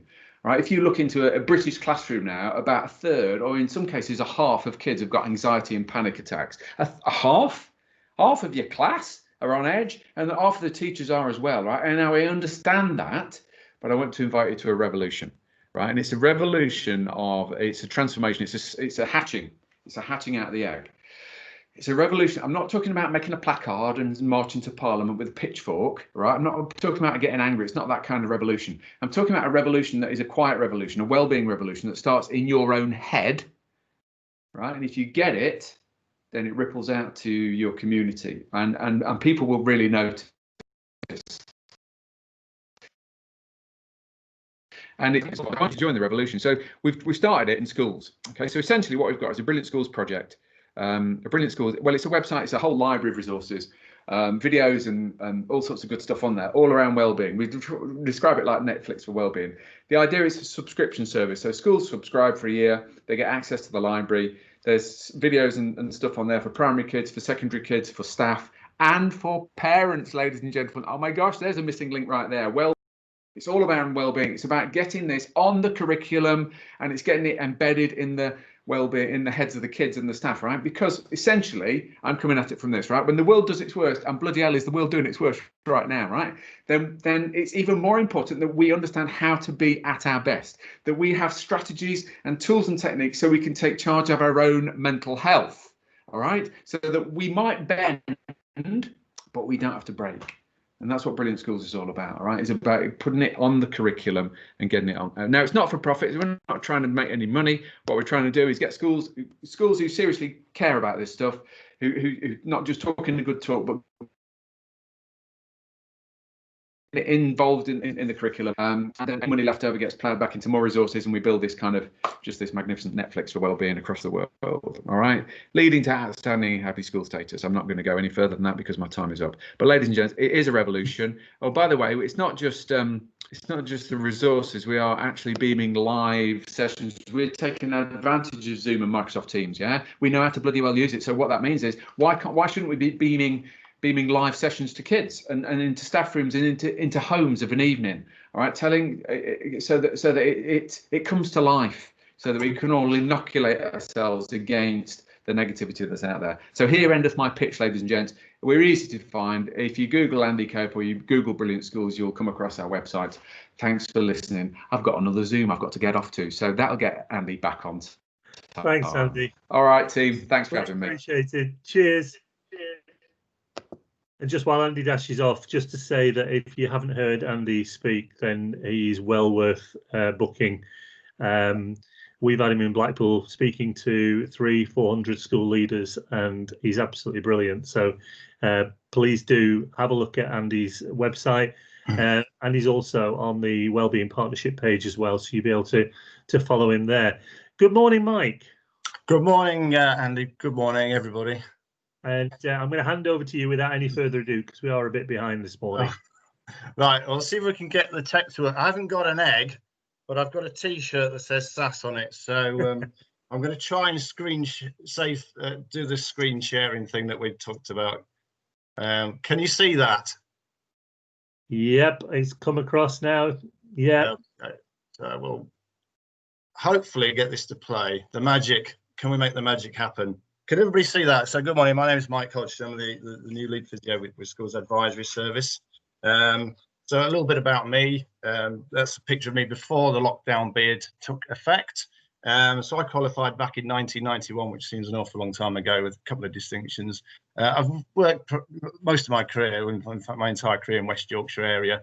I did 5 years at Pinderfields, then I set up my own business in '96 and split my time between building that up and working part-time across at Dewsbury just to keep my hand in the NHS side of things. So over the years, I've worked with all sorts of different companies, public and private sector, including West Yorkshire Police and Wakefield Council and Barnsley Council, to name a few. But my involvement with SAS started back in December 2018 over a glass of wine with John Brady, who I've known a long time, but he got some issues and some things he wanted to chat to me about. And so we sort of started to look at things in a slightly different way. There was already a very established process in place, but we thought, well, maybe we might be able to add a little bit more value to the whole SAS package. So my first sort of initial involvement was more to sort of look at the local provision, initially in Yorkshire, and then after that we joined Nottingham and Derbyshire into the fold in terms of sending people who needed physio through to those local clinics and building some new relationships. But the main thing that I've sort of spent a lot of time on it is starting to develop and then redesign the resources section on the SAS website, looking to improve the access to self-management, looked at a range of common conditions, matched them up with tailored exercises and gave advice on what you'd expect if you had an OA knee, what to do if you had a bad back, how to manage a tennis elbow. And over time, that sort of morphed into a Ask the Physio banner, and then subsequently it's become known as Ask Mike, when I sort of took on the role of that sort of lead clinician with yourselves. So the good thing about SAS is it's not just about me, it's not just about the nurses, it's a whole team. So we've got Andy, we've got interaction with the counselling service, we've got interaction with Ed now, the personal trainer. And so all those in-house services, we can cross-refer. I've sent patients across to Ed who've needed help, such as after they've had sort of COVID, for long COVID, and some other patients. Ed sent to me, so it's been really nice. It's not just about us working in our own bubble, our own egg. We're out there as part of an entire omelette, if you like, to use the previous speaker's analogies. So COVID came along, and that sort of transformed the way the whole SAS physio service needed to be delivered. We'd had a meeting with Mandy and Louise, the nursing team, literally a week before we went into lockdown 1. And it was obvious that things were going to be very different come lockdown. So we decided to move everything to a triage / Ask the Physio service. And as it turned out, that was a very valuable meeting and probably a good move in terms of how SAS were going to be able to help their clients who've got musculoskeletal problems through a lockdown period, which lasted for 3 months. And the impact of that on the physio service was that every clinic nationally, which would normally refer physios for patients to for face-to-face, was shut. So there was no option other than for the clients with problems to have to be managed virtually, which we did, to give them advice. And then I emailed them through a bespoke exercise regime, and then booked a review call, generally for 2 weeks later, sometimes a week if they're struggling, but generally a couple of weeks, to give them a chance to self-manage. What it proved to me as a clinician was actually, if you get the right information to the right person at the right time and deliver a program they can get on with at home, when they've got no other choice but to actually get on with it, they did really, really, really well. So the sort of self-management, which physios have been, doing for many, many years, plus the right empowerment was a really powerful tool. I got asked a question during lockdown, what effect I'd seen in terms of referrals and patterns of referral. And the answer I gave were 2 things. I'd seen the Joe Wicks effect and the effect of home working. Joe Wicks obviously was trying to get the nation fit and healthy, and probably wrecked an awful lot of knees, shoulders, backs along the way. More people did well than probably suffered, but there was certainly quite a lot of referrals for people who had decided it would be a really good idea to try and do something that they patently weren't quite fit enough for. Try and keep up with a 30-year-old millionaire was obviously beyond them. And home working, of course, which was a major thing. People were working on laptops, perched on their knees, kitchen tables. I think the worst one was an iPad perched on a window ledge. The increased strain on the neck and back just was always going to lead to pain. and invariably it did. So we did an awful lot of work on posture, ergonomic positioning, and making the best of it in terms of getting yourself a wireless mouse, get yourself a wireless keyboard, get yourself a laptop razor. So a lot of advice on that was given. But certainly the biggest impact, say, was a complete lack of face-to-face. So coming out of during that whole period, rather, there was we got some nice feedback from some people who've been helped. So this particular chap, he was literally laid on the floor, having injured his back, couldn't get his socks and shoes on. So the referral came through to me. I phoned him up the day of the referral, gave him a lot of advice, talked him through the process, talked to him about how inflammation works, how to manage his back, built him a bespoke exercise program, which we emailed to him, and phoned him back in 2 weeks, and he was a different man. He was, on the phone to me, he was extremely pleased with the way he'd been able to self-manage. The improvement in his back had been significant. And then he sent this very nice email in, which was lovely. I don't know if I changed his life, but I certainly got him off the floor and got him moving again. And that was just, one of the chaps that's a deputy head up in the northeast. So that was lovely. There was another little bit of feedback as well. Again, just about the sort of mechanics of it, getting on with the telephone appointments, getting the information to them, and that was reflected on the email there. And there are others, but I won't bore you with them. So we came out of COVID. Clinics started to reopen, but the national guidelines are very much still as they were back then, to only see the people that you really need to see. It was very much virtual first, followed by face-to-face if you had to. So we implemented that as part of our process. We took the Ask the Physio process and extrapolated into an initial triage service with self-management advice and the exercises, just as we were doing during lockdown. So as it stands now, the client can phone in or use the app or email in, speak to the nursing team and the wellness team.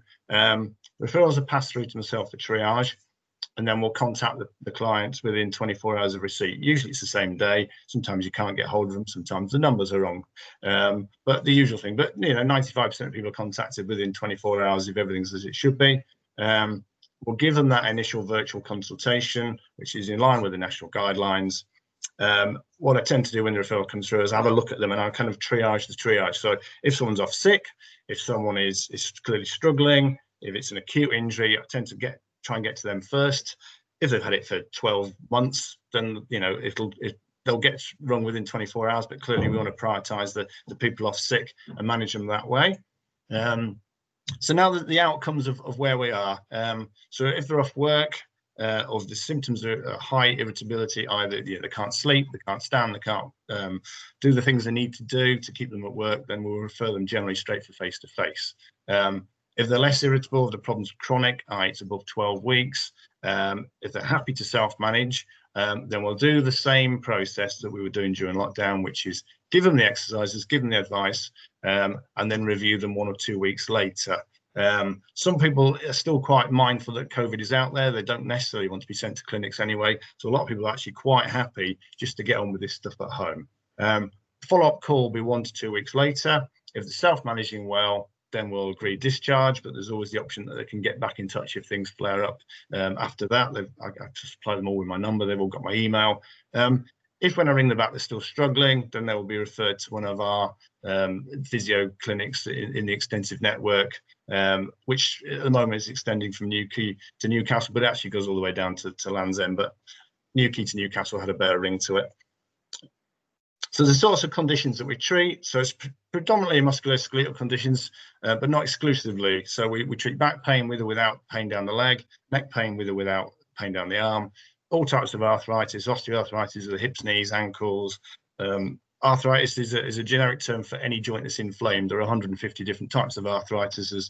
Everybody thinks they've got either osteo or rheumatoid, but there are many. But the common ones we see will be the wear and tear type, the osteo type.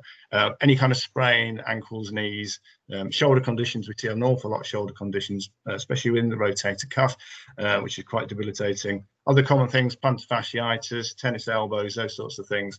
But as I said, during lockdown, we also saw an awful lot of ergonomic related problems, posture related from home working. And simple advice on how to rearrange things with that has been a mainstay of some of the work we've done. So anything involving a muscle, tendon, a joint, or a ligament, we will treat. But other conditions, we get a lot of ladies who are pregnant sent through are getting back pain and other pregnancy-related problems, but we also manage vertigo. We get some incontinence referrals. We've had 2 or 3 people who've had strokes. We've had 1 or 2 with post-viral fatigue problems. More recently, the long COVID, which is getting an awful lot of press in the medical press at the moment. Some people who are post-operative. And then there's the other sort of chronic problems, such as your fibromyalgias have been around forever. But also anything with pain management, we get some acupuncture requests if available. So that's what we're helping. So it's predominantly musculoskeletal, but not exclusively. So that was me. And I think, any questions? I don't think we've got any questions, Mike. We struggled. Now we've got the end slide. We got the first slide, but we got the end slide as well. You didn't get the slides in the middle? No. So what we'll do is we'll put them. Well, I've just talked through them, so. No, I put something in the chat to say I didn't want to interrupt you because you were in full flow, but you gave us a comprehensive breakdown of them.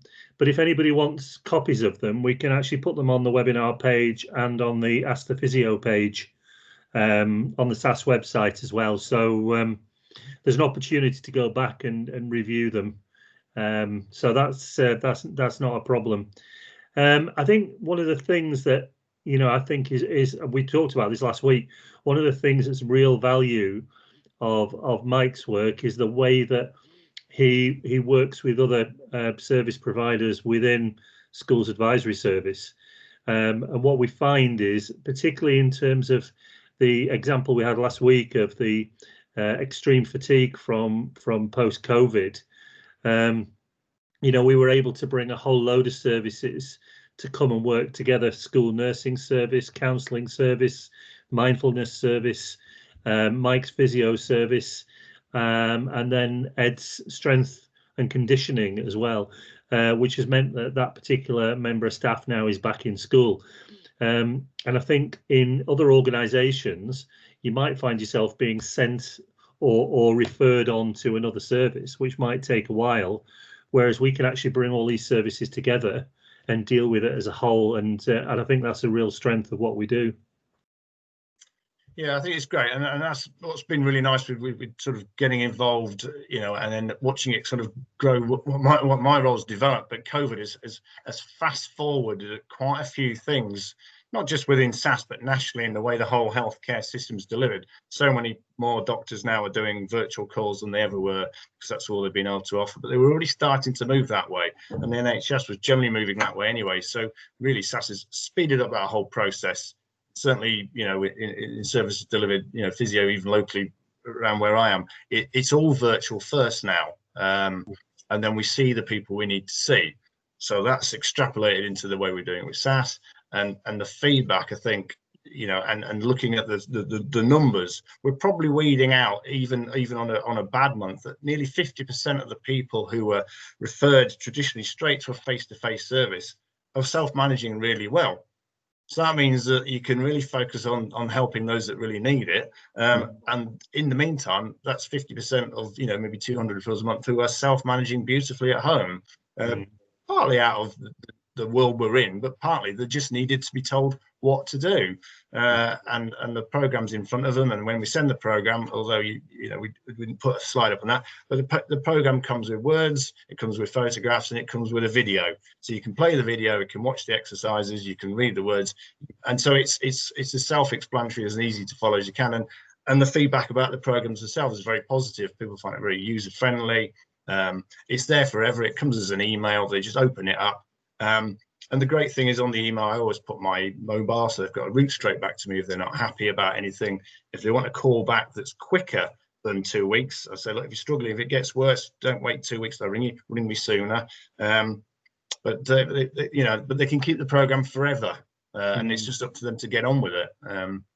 Certainly, they had no choice. The benefits were great, and I think it's fast forwarded an awful lot of ways things are being developed. Yeah, absolutely. Fantastic. Thank you, Mike. Sorry about the slide, Andy. All that practice, mate, and I still managed to get it wrong. Yeah, no, we did. We spent a lot of time practicing last week, just to make sure it would work. And I got the red box and everything. Well, I tried to contact you, trying to be as subtle as possible, so I didn't interrupt your flow. But I think the way you presented it, it felt like you were just speaking from the heart without the slides. So it went really well. And we can actually put these on the website for future reference anyway, which is really useful. That'd be great. Well, thanks very much, and I wish you all well. Have a great day. Cheers, mate. Cheers. Thanks, Mike. Bye. And thank you to all our speakers this morning, and particularly those who came in at the end and managed to get some time back. I am going to terminate the recording in a minute, but you can see this recording on our website under webinars. So if you go into the into Wellbeing, Whole School Wellbeing, then it's a red tab at the top. You'll find the National Wellbeing Partnership in there, and also the webinars, and you'll be able to follow and watch again some of the speakers that we've had this morning.